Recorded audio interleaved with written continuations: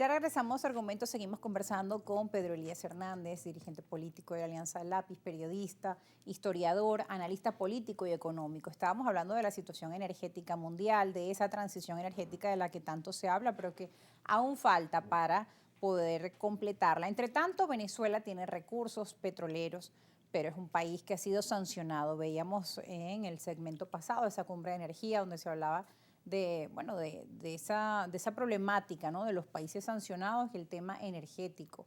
Y todo eso pasa por llegar a acuerdos, por mejorar las relaciones bilaterales y comerciales con los países que nos compran petróleo. Hemos tenido, pues, en los últimos años un proceso de diferencias con el gobierno de Estados Unidos marcado tanto en los gobiernos pasados de Donald Trump, en este gobierno de Biden. Ahora viene un nuevo proceso electoral también en Estados Unidos para el mes de noviembre y también hay expectativas de qué pueda pasar, gane Kamala, gane Donald Trump, qué va a pasar también con ese tema de las sanciones y los recursos energéticos de Venezuela. Sí, bueno, para cerrar el tema de la transición energética, simplemente señalar, y pasar a este tema de las sanciones, simplemente señalar, Rosa, Sí. que las transiciones energéticas no se decretan, son procesos evolutivos y tecnológicos muy importantes. Solo pensemos que la era energética previa al petróleo fue la era del carbón. El petróleo sustituyó y el gas sustituyeron al carbón como energía primaria fundamental. Pero en este momento, si uno ve las estadísticas, el carbón sigue representando el 28% o más del consumo de energía primaria en el mundo. Y estamos en la era post-carbón. Entonces, para que lleguemos a la era post-petrolera, eso no es así de fácil, porque todavía el carbón, que ya no estamos en la época del carbón, Claro. se sigue consumiendo de forma muy importante con sus efectos, por supuesto, y con su impacto climático. Hay un tiempo importante, pero también hay pues otros especialistas que aseguran que también esa dependencia de Estados Unidos sobre los recursos energéticos de Venezuela no es tal.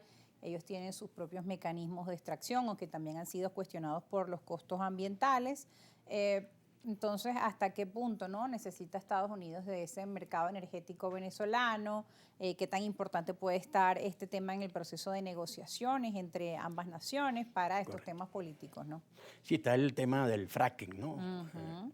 Lo que llama pues todo este petróleo que se ha derivado de esta nueva tecnología de extracción petrolera, lo que llaman la fracturación hidráulica y este tipo de tecnología para hacer rentables y comerciales un petróleo que antes no lo era.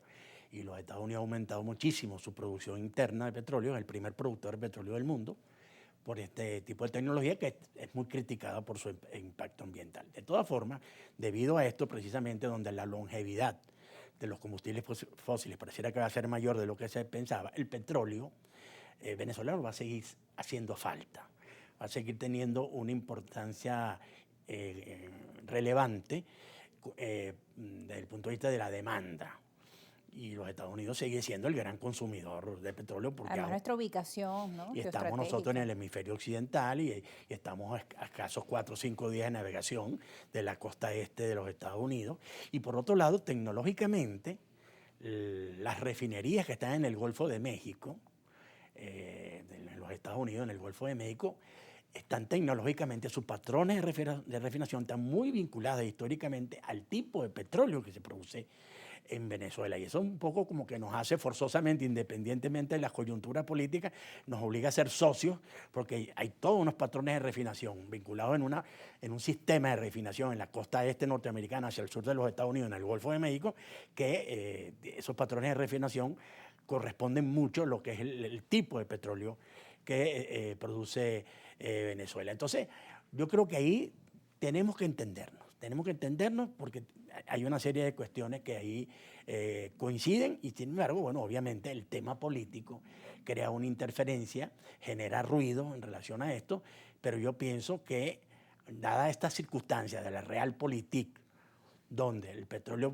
va a seguir siendo un elemento muy importante, donde estamos llegando al llamado pico petrolero, Pico de Hoover, donde los yacimientos petrolíferos cada vez son más escasos y apenas se consigue uno, algún tipo de yacimiento nuevo, inmediatamente hay grandes fanfarrias en el mundo, porque es una gran novedad. Venezuela, que tiene las reservas más enormes en este sentido, yo creo que en ese sentido geoestratégicamente y geopolíticamente, eso le da una gran importancia a Venezuela. Por supuesto, también nos pone en el foco y en el blanco de intereses de toda naturaleza, y ahora más que nunca nosotros, teniendo en cuenta eso, debemos ser unos grandes, por supuesto, defensores de nuestra soberanía, pero al mismo tiempo tratar de sacarle provecho a los beneficios que eventualmente pueda dar un nuevo boom petrolero, porque Venezuela, el futuro de Venezuela, como decía el doctor Adúrbal Batista, el futuro de Venezuela no está en la renta petrolera, pero sin la renta petrolera Venezuela no tiene futuro. Tendríamos que trabajar en esa alternativa de la que tanto se ha hablado durante tantos años, pero que finalmente no ha llegado, ¿no? De la diversificación de nuestra economía, que quizá debería trabajarse pues, en un mayor punto fundamental. Creo que tenemos que ir a una pausa, según escucho ahí por mi productora. Así que bueno, no se aparten, que ya regresamos porque seguiremos hablando de estos temas. También cómo los países sancionados finalmente se han acercado y quizá Venezuela ha desaprovechado una oportunidad importante de comerciar el petróleo, ¿no? El tema político que tanto nos afecta y que continúa siendo una piedra de tranca. También abordaremos otros temas de su interés. También regresan las clases, los maestros también tienen una situación, los temas locales, a nivel nacional, la incertidumbre política, este y otros temas seguiremos tocando en esta edición de Argumentos No Se Aparten.